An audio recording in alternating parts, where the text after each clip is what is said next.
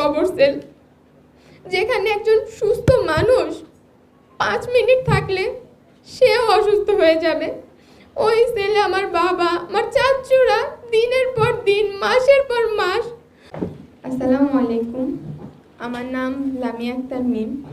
আমার বাবা মোহাম্মদ কাউসার হোসেন। 2013 সালে 4 ডিসেম্বর আমার বাবাকে বাসা থেকে তুলে নিয়ে যাওয়া হয়। ওই দিন মোট 8 জনকে তুলে নিয়ে যাওয়া হয়।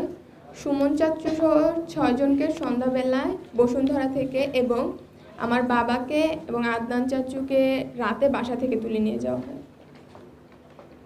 1 যুগেরও বেশি হয়ে গেছে আমি আমার বাবাকে দেখিনি। আমার বাবাকে যখন নিয়ে গেছে তখন আমার বয়স ছিল মাত্র 3 বছর।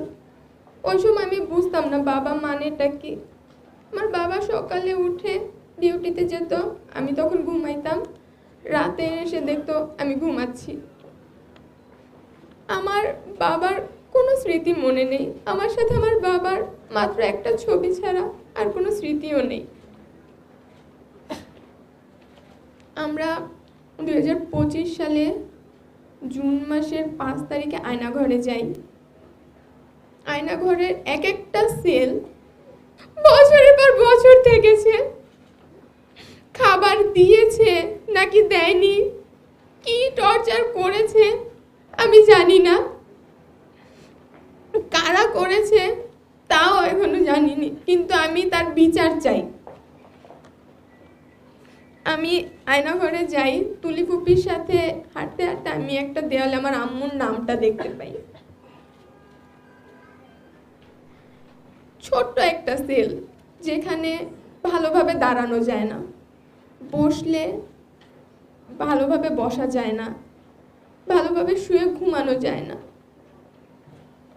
ওইখানে আমার বাবা ছিল। আমি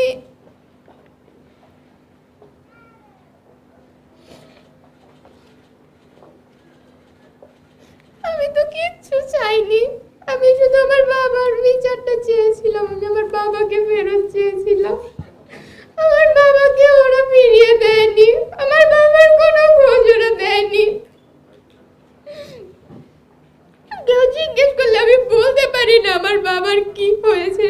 আমার বাবা জীবিত নাকি মৃত আমি সেটা জানি না।